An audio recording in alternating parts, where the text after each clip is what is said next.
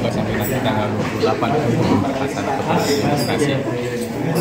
Dibutuhkan sekitar 2.000 lebih lah pengawas TPS. Kalau bicara apa yang akan dilakukan, tentunya mereka akan fokus pengawasan di TPS gitu ya.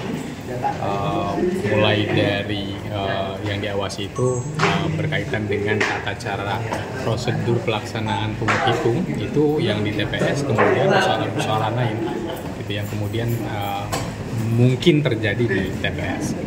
Gitu. Mereka ini kerjanya berapa bang? Tadi itu pengawas TPS ada berapa kita? 2000 berapa?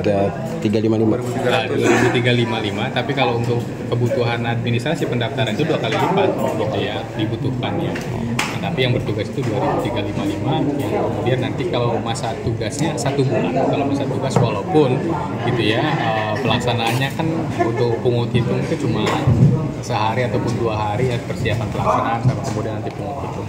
Tapi masa kerjanya mereka 1 bulan. Yang udah daftar berapa bang? Kenapa? Yang udah daftar? Yang sudah daftar saya belum tahu update-nya. Tadi informasi dari teman-teman SDM yang turun itu sekitar 500 orang yang sudah mendaftarkan gitu ya. Latar belakang pendidikan apa ini Pak? Latar belakang pendidikan itu SMA. Honornya berapa Pak? Nah, honor berapa ya? Nanti harus saya tanya dulu, takut saya salah jawab lagi. Sampai 4 juta? Enggak. WMR lah. Coba deh. Kalah, nggak nyampe. Saya nggak tahu apakah 1 juta ataupun berapa, 1 juta mungkin. Nanti saya harus konfirmasi.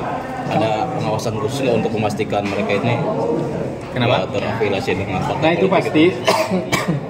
Yang pasti kita tidak ada verifikasi faktual untuk berkas itu ya.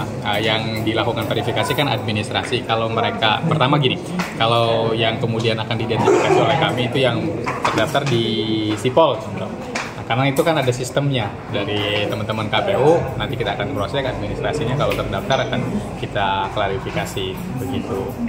Nah, kalau hal lain untuk verifikasi apakah dia betul atau tidak dan yang lain itu nggak dilakukan oleh kita, jadi administrasi saja. Ada tes narkoba nggak Pak? Kenapa? Ada tes narkoba nggak? Bukan tes narkoba ya, maksudnya gini, mereka harus menyerahkan surat keterangan bebas narkoba nanti gitu. Kalau TPS sendiri, teman-teman sekalian, mereka nanti akan dibekali yang namanya alat kerja pengawasan di TPS. Tapi kalaupun ada pelanggaran yang terjadi di TPS itu akan diteruskan ke pengawas desa, kemudian diteruskan ke pengawas di tingkat kecamatan. Nah, kalau kemudian dugaan pelanggarannya menyangkut atau berkaitan dengan dugaan pelanggaran pidana pemilihan, maka 1x24 diteruskan ke sentra Gakumdu di Bawaslu Kabupaten Serang, karena mereka tidak punya kewenangan untuk melakukan menindaklanjuti dugaan pelanggaran pidana pemilihan gitu. Sekarang kecamatan mana yang masih sepi? Saya belum tahu update resmi ya, maksudnya detailnya, tetapi ada sekitar 513 tadi data yang disampaikan.